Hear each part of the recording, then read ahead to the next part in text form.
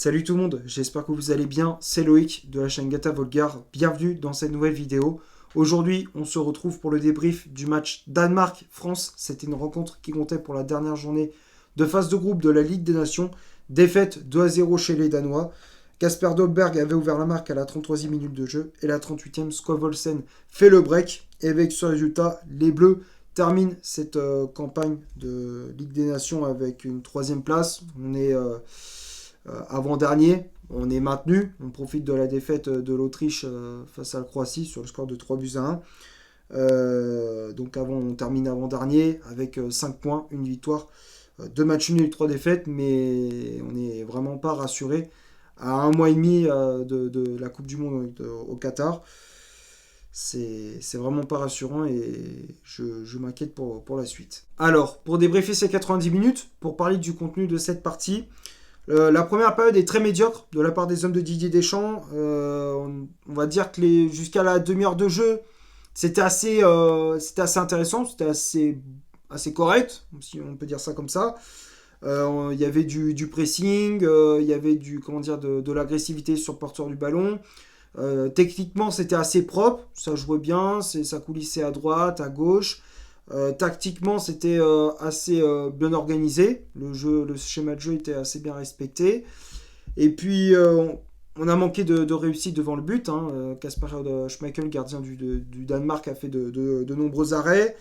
On a manqué de réussite et de justesse dans la finition. Et puis, dès qu'on a dépassé la demi-heure de jeu, on a totalement sombré.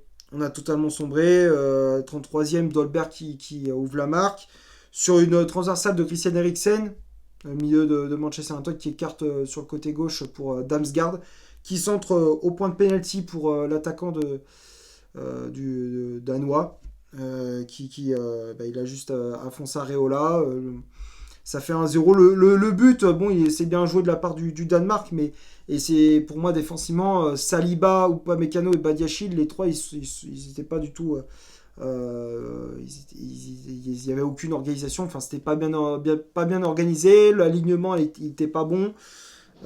Premier but, il est pour nous quoi. Premier but il est pour nous.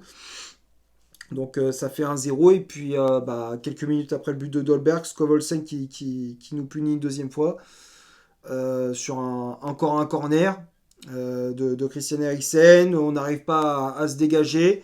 Et à l'entrée de la surface, Skovholsen qui reprend de voler cette balle. Areola est battu une deuxième fois, comme je disais. Donc 2-0 en espace de quelques minutes. Ça fait très mal. On a pris un gros coup derrière la tête. C'est le score. Donc 2-0, c'est le score à la mi-temps. Deschamps qui fait des changements avec les entrées en jeu de Jonathan Klaus, d'Adrien Truffert, de Fofana ou encore de Randal Kolo Muani. Mais ça change pas grand-chose. C'est toujours pareil. Alors même si on a eu des occasions avec Mbappé, mais bon, Mbappé, le problème c'est qu'en ce moment, il ajoute trop perso. Il ajoute trop perso et ça agace tout le monde. Là, il faut qu'il arrête de faire le mec, ouais, je vais faire la différence, je vais sauver l'équipe. Non, là, là, ça marche un temps, mais bon, faut quand même penser au collectif avant de penser à soi-même. Parce que là, on a à un moment donné, il avait enchaîné des occasions, mais on sentait que c'était de l'égoïsme. On voyait son côté égoïste qui ressortait. Enfin, il voulait garder le ballon rien que pour lui. Il voulait dribbler les défenseurs danois.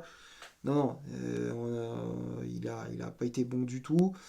Et puis on a été pas loin de se prendre le troisième, mais heureusement on va dire que Areola était là pour limiter la casse.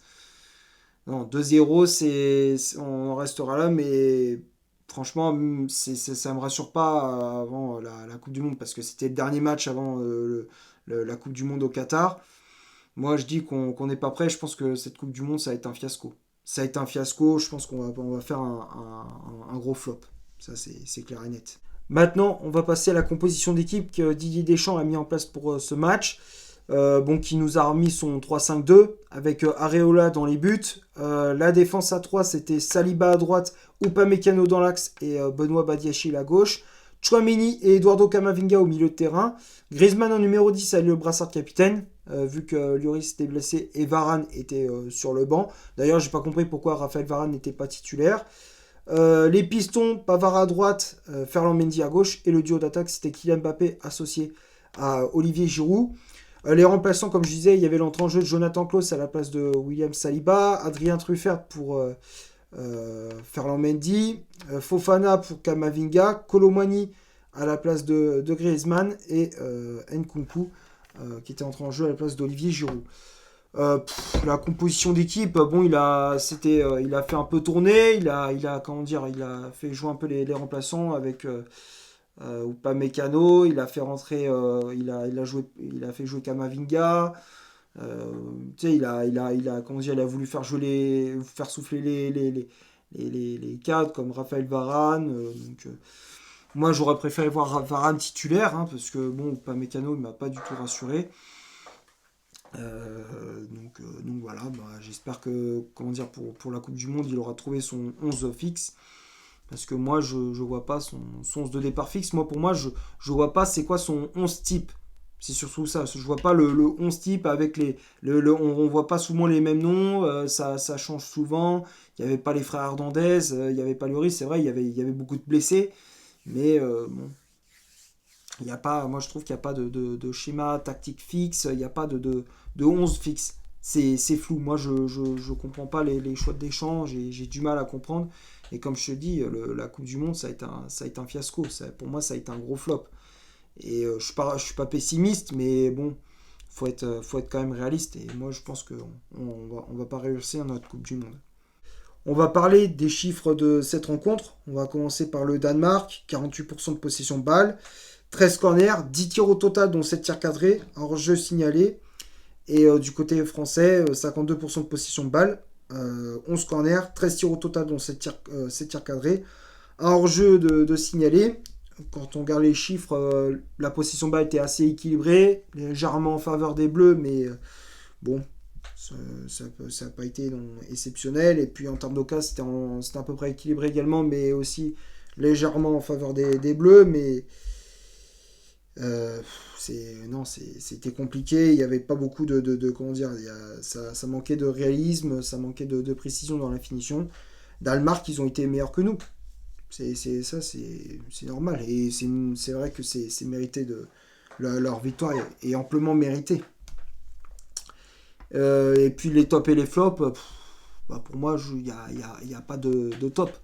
Il n'y a pas de top, tout le monde a été mauvais, la défense pas bonne du tout, surtout Upamecano pour moi ça a été le pire, le milieu de terrain, Tchouaméni Kamavinga, pas terrible, le piston ça n'a pas marché, Pavard, bon c'est très bien que dans ce système là ça fonctionne pas, Pavard piston droit ça marche pas, faut le mettre, si tu veux jouer vraiment dans ce système là il faut le mettre dans la défense à 3, mais si tu veux faire jouer latéral droit, faut jouer avec une défense à 4. Faut jouer à 4 derrière parce qu'on voit bien qu'il n'y arrive pas. Il n'y arrive pas du tout. Il a du mal offensivement à se projeter, à prendre de vitesse ses adversaires.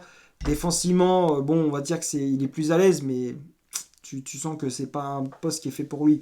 Et Ferland Mendy, bon, il est un peu passé au travers.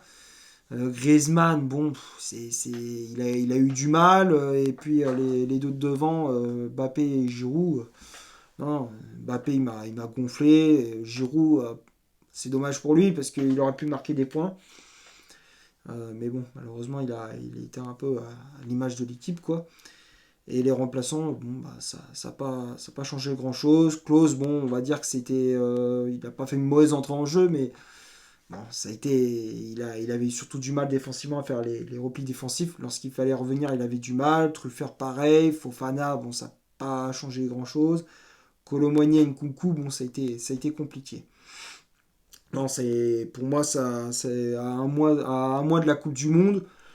C'est pour moi, je veux pas être pessimiste, mais on voit bien qu'il n'y a pas de 11 fixe, il n'y a pas de schéma tactique précis. Enfin, c'est flou, quoi.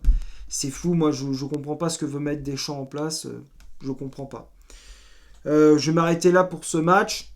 J'ai fait à peu près le tour, j'ai dit ce que j'avais à dire. J'espère que ça vous aura plu. Si c'est le cas, vous laissez un énorme like, tu t'abonnes, tu n'hésites pas à dire dans les commentaires ce que tu as pensé du match. N'hésite pas à faire un tour sur mon compte Instagram, le lien est dans la description. Et aussi, petite information, lorsque tu t'abonnes à ma chaîne, n'hésite pas à cliquer sur la petite cloche pour recevoir toutes les notifications lorsque une nouvelle vidéo sort. Et d'ici là, portez-vous bien, on se retrouve pour un prochain débrief. Ciao.